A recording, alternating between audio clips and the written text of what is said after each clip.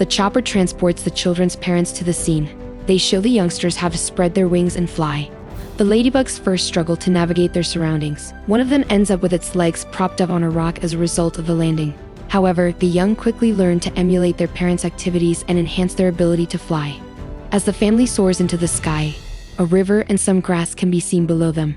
When one of the young ladybugs hears raucous laughter coming from the woods, she abandons her family and goes to explore the source of the sound. Her curious nature pushes her to follow a little fly that seems to be having a good time and giggles all the way into the woods. The ladybug lands near the fly, which is now perched on the piece of wood, since it wants to get to know the fly. 4 big flies come over to them and attack them right away. They give the ladybug the idea that it is in danger by buzzing about it. The panicked ladybug rises to its feet and attempts to flee the biting flies, but the flies continue to follow the ladybug as their intended victim. The ladybug is unaware of her own strength, so she careens into a rock and falls into a fissure while attempting to crawl up. One of the bird's wings is gone. Flies hovered above it for a while longer, but they ultimately dispersed. When the ladybug eventually opens its eyes, it will discover that it can only move with one wing. As the day comes to an end, it starts to rain. The beetle climbs out of the fissure and yells for help, but no one appears to hear him. The lone bug roams the yard, looking for refuge from the storm. The folks have laid out a sugar box for it to use as a bed. A stimulating buzzing sound greets the ladybug as it opens its eyes in the morning. It thinks creatively and realizes that many various types of insects, such as caterpillars, beetles, and other bugs, return human food to their natural habitats. Flies had begun to feast on the potato chips. Among the bed bugs, a few cookies and a box of matches are handed around. However, they swiftly quit their game and raced out in quest of more goodies. A swarm of black ants may be observed traveling along the road. When the leader recognizes the aroma of sugar, he rushes to the container. The insect quickly crawls into the box when it sees it. The ant is completely unconcerned by the bug. He can notice the scent of the sugar as well as taste it. His degree of happiness skyrockets after merely one mouthful. He vomits because he feels overjoyed. The ant orders the others to stop what they're doing and rush over to the container. The other ants operate in the same manner. They form under the box, raise it, and then bring it back to their colony. As a consequence, the ladybug starts on a lengthy journey. The ants will soon relocate the box, and when they do, the sugar cubes will fall on the ladybug. The ladybug tries to cling to the rock, but as the ants push the box away from the rock, she is forced to let go and falls out. She is not feeling well as a result of the fall. The ants grab the sugar and try to help the person who has fallen. The snake is now watching the insects.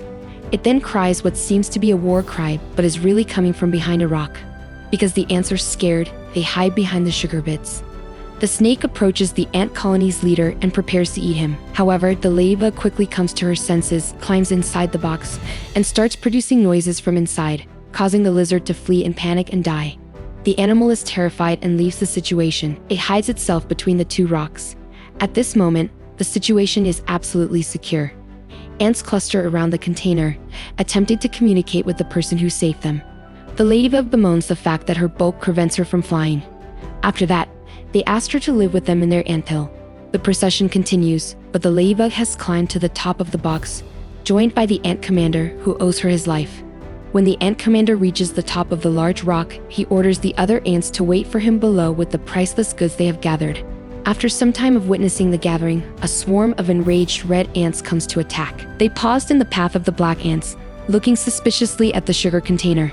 The black ant leader instructs the others to stop their activities. He takes 1 sugar cube from the jar and distributes it to the red ants working there. He then rushes out of the location and directs his comrades to dispose of the box. The red ants are angry because they were unable to consume all of the sugar. They add their weight to the fight against the black ants. As soon as a hill with a steep slope comes into view, a colony of black ants becomes aware of it. They begin by shaking the box while standing on top of it before lowering it. The box is moving quickly down the slope. They get inside the can and drag it down the hill with them. The can of red ants and the box of black ants both find their way into the mountain river and travel downstream. Despite the rivers and other obstructions in their route, the red ants keep going. When given a strong push, the ladybug emerges from the box and swims out into the water. At this moment, a pike discovers it and begins following it. The insect flies down the river at breakneck speed. Despite colliding with multiple stones after eating its meal, the pike continues to swim onward. When the black ants see that their new friend is in trouble, they rush to his rescue. By clinging to one another and locking arms, they are making a chain. In this fashion, they descend to the pool's bottom in order to recover the ladybug. They must now circumnavigate a big waterfall.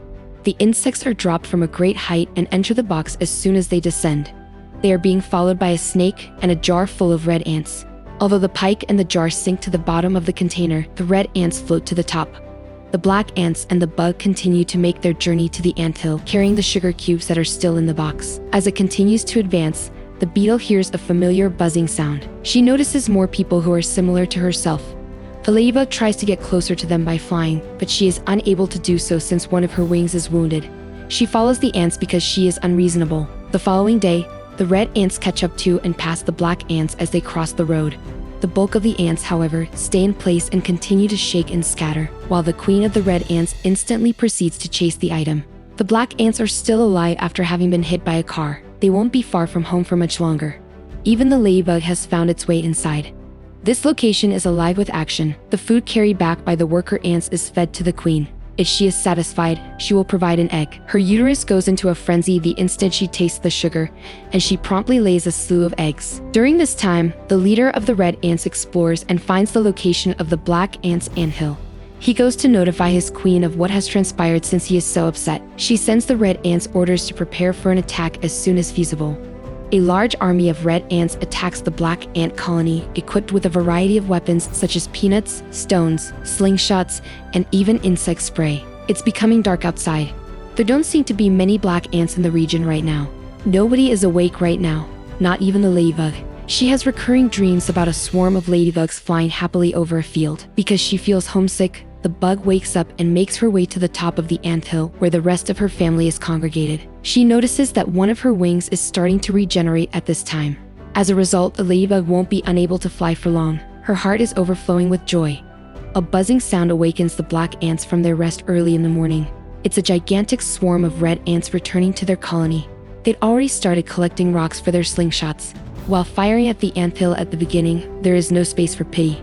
To protect themselves, black ants throw cotton swabs, pills, and salt at their opponents. The red ant bombs, on the other hand, are significantly more painful. The queen of the black ants then sends the colony's commander, along with the bug, to the ant scientist. As soon as he learns of the problem, he goes through his stockpile and presents every one of his friends with a box containing matches and pyrotechnics. The black ants put the firecrackers on the anthill's roof. The opponent was already awake and prepared to storm the anthill's entrance when the black ants placed the firecrackers there.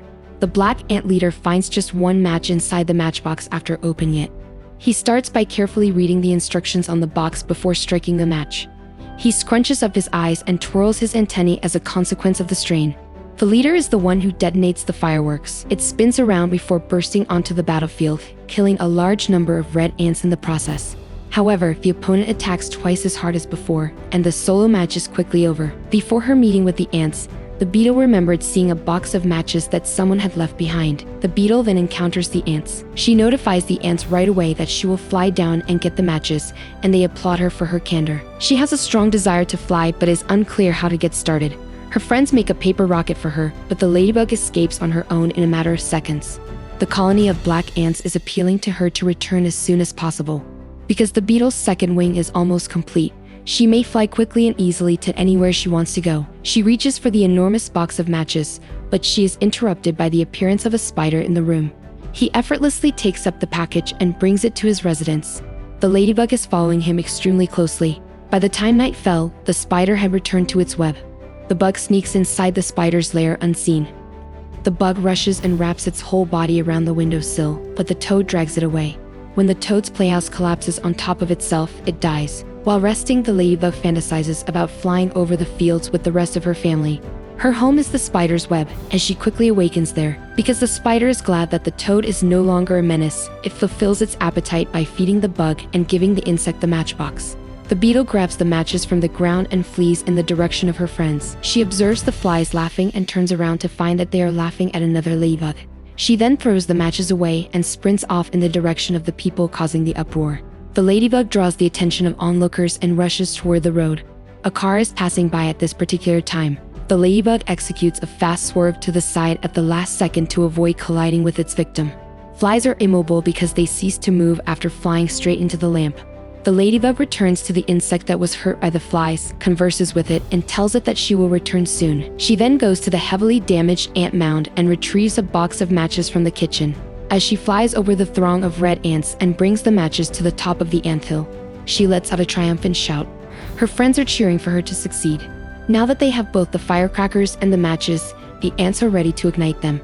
They crash to the earth and explode in all directions. The explosions ignited the ant venom stored in the tank. The red ants must scream and flee the conflict in any way they can.